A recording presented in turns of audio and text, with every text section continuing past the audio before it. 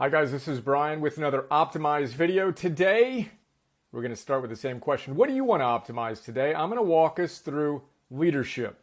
How to optimize your leadership with more wisdom in less time. As we've discussed, Optimize is now free. If you've signed up, you know. If this is the first you've heard of Optimize, very briefly, Optimize is all about more wisdom in less time. It used to be a premium membership. Thank you to everyone who has supported us over the years. It is now free. So tens of thousands of people have paid $100 a year, $250 lifetime, now free. As part of my new business, Heroic Acquiring Optimize, we're doing this to help catalyze our movement, fulfill our mission. We want to help you optimize your life so we can go change the world together. Now, the program features Philosophers Notes, 101s, and plus ones. We'll talk about those more in depth in the context of helping you optimize your leadership. So we've got dozens of different aspects of your life that you may want to optimize, that we may be able to help you optimize. We have done videos like this on habits, on sleep, and we did one on conquering digital addiction. We're going to do a series of them. We'll hammer all of these sequentially. But today, let's talk about leadership. One of my favorite subjects, as I've shared in other videos, each category that you may want to optimize has its own 101. A 60-minute distillation of the best big ideas from what we call Philosophers Notes. So imagine, what I did was basically spend the better part of 15 years, half of the last 25 years as a founder CEO, the other half as a philosopher, a lover of wisdom. And I was basically a hermit. I just read and wrote and taught and repeat, and I created what we call Philosophers Notes. Now, Philosophers Notes are, it's a 500-page book, amazing book. But what I did is I read it, and then I went through and I pulled out what we call big ideas, and I captured them in this 6-page PDF. The highlighting is an idea that you may highlight or asterisk or underline, etc. 6-page PDF, recorded it as a 20-minute MP3, and then we make it available to you on the web, in our app, etc. And I've done that 600 times. That is my Timex watch, which has been going off every 16 minutes and 40 seconds, every 1,000 seconds for years to remind me to move. You don't want to be sedentary. We'll talk about that in the fitness one. But anyway, we have a collection of Philosophers Notes on the best books on leadership that I then distilled into this 101 class. Leadership, Doris Kearns Goodwin, remarkable. I'll talk about that a little bit more. The Leadership Challenge by Jim Kouzes and Barry Posner. Jim has become a virtual friend. He's actually an optimizer. Great guy, super inspiring book. Lead Yourself First by Raymond Kethledge and Mike Irwin. Mike actually joined us to teach his own class, kind of like Cal Newport did for Conquering Digital Addiction on his book, Digital Minimalism 101.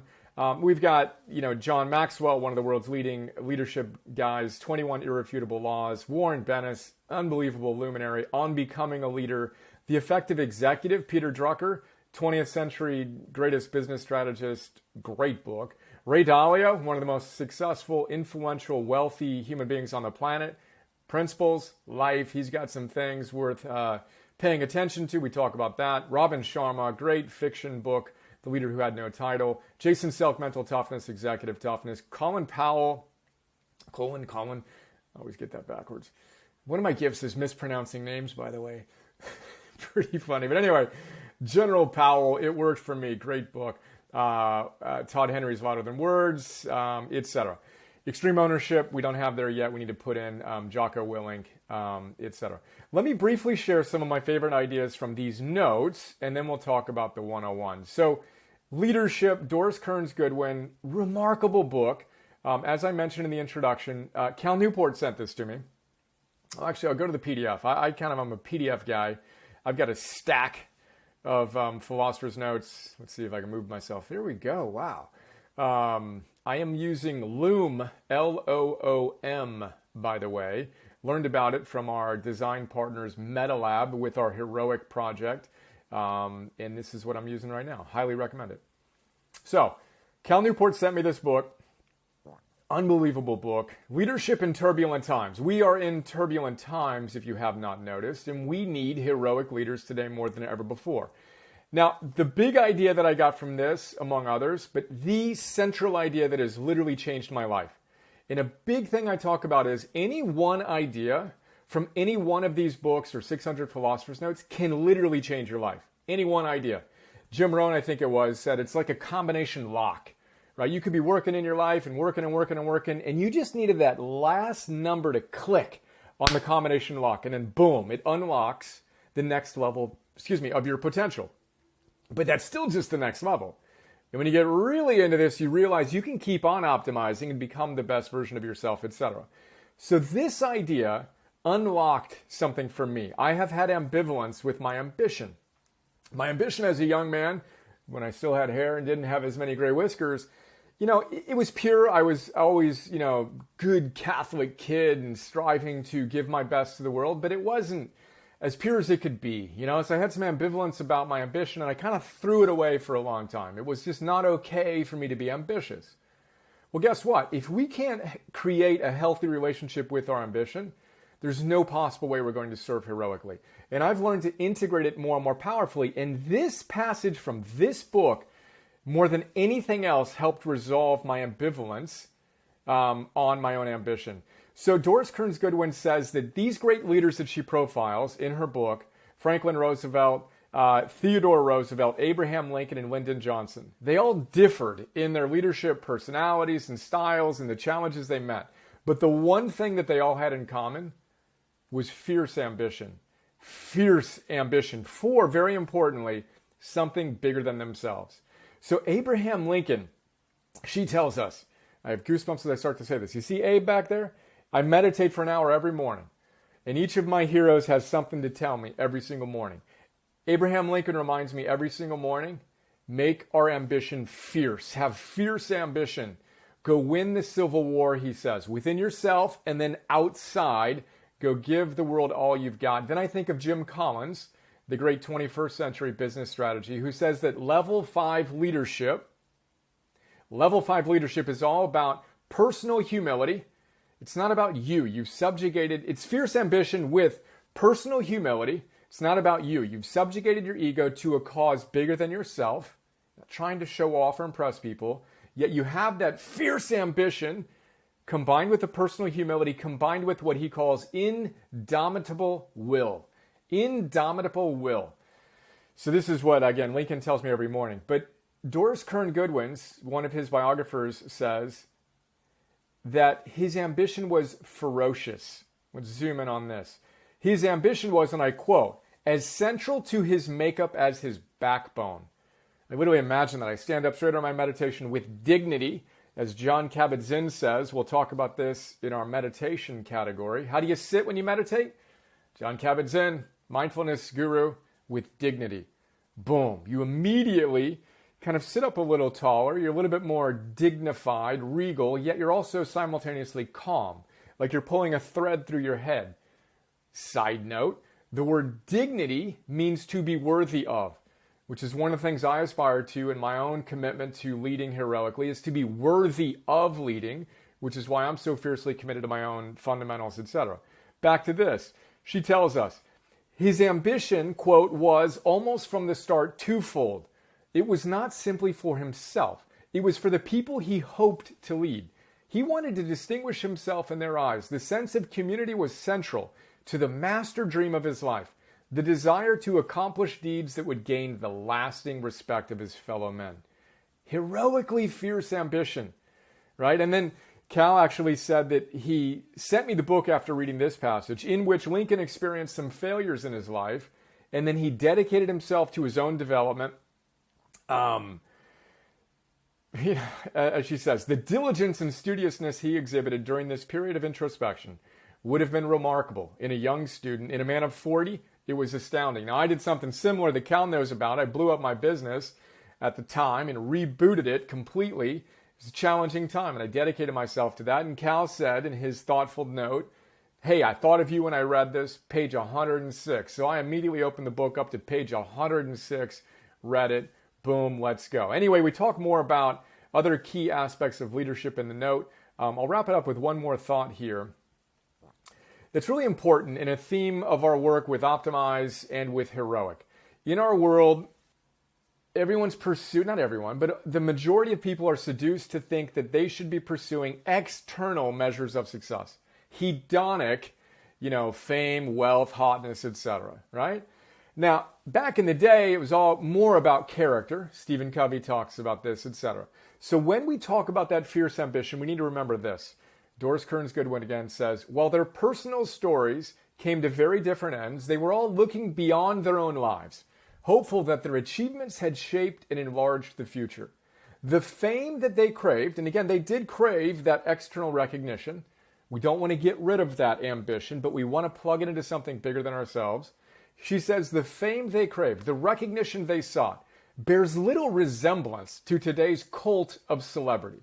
For these leaders, the final measure of their achievements would be realized by their admittance to an enduring place in communal memory. They wanted to make history and they wanted to be remembered by history, but they weren't sitting there snapping pictures of their, six-pack to post up, on Instagram, etc. They wanted to make a difference in the world, and they channeled that ferocious ambition to something bigger than themselves. That is one of the reasons why this book has been so meaningful to me. If you are serious about leading in turbulent times, I highly recommend that book, and I hope you enjoy the note.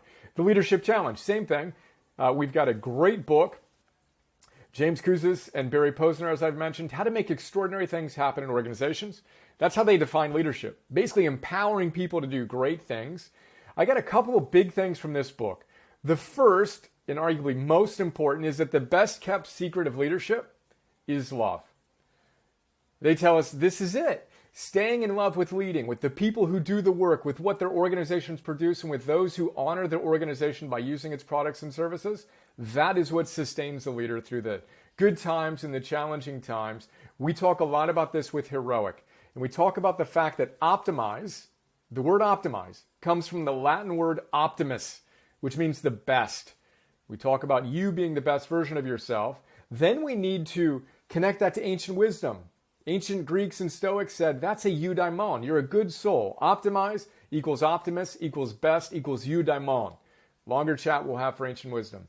But ultimately, we're all called to be heroes. And the hero's secret weapon is love.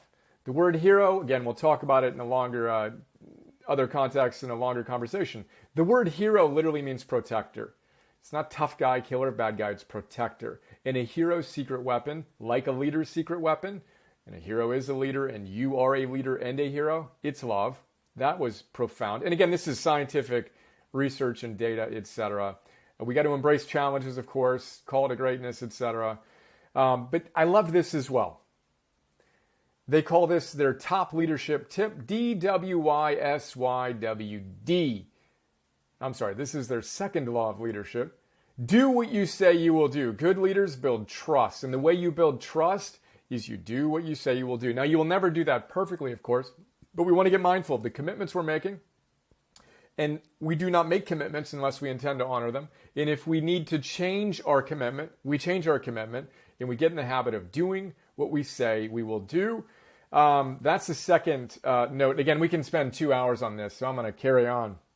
The third note is on a book called Lead Yourself First, Inspiring Leadership Through Solitude by Mark Irwin, and a U.S., I think it's, I don't know what it is, U.S. Appeals judge who's amazing, Raymond Kethledge. That's all about finding the solitude to figure out your North Star. Fantastic book. Mike joined us for a 101. And then, again, we go through all these other notes, which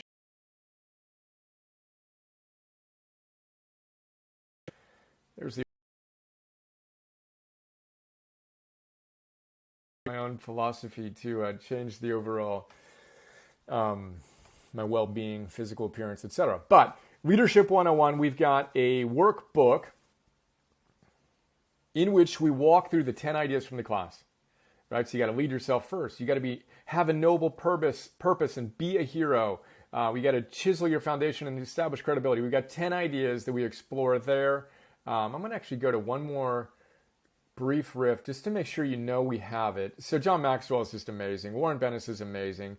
Effective executive is great. You know what? We actually need to include, there's extreme ownership. Michael, thanks for putting that up while I was, or maybe it was already there. We don't have here some books we need to have here, which is on purpose. Another video on purpose. And William Damon, the leading scholar on moral development, talks a lot about finding your noble purpose, which is also a big part of leadership. But we're getting long here, so I'm going to wrap this up. Check it out. We've got those 101 classes. We have the Philosophers Notes.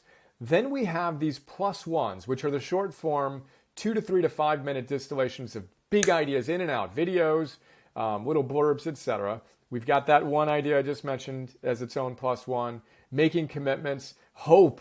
My goodness, there's some amazing research on the importance of the importance of a leader inspiring hope. If you have a leader who inspires hope, his team will be 69% more effective than and have a team that's engaged way more than a leader that does not inspire hope. It is a leader's secret sauce. We talk about that. And then a bunch of other powerful things that we want to have in mind as we go out and strive to serve heroically.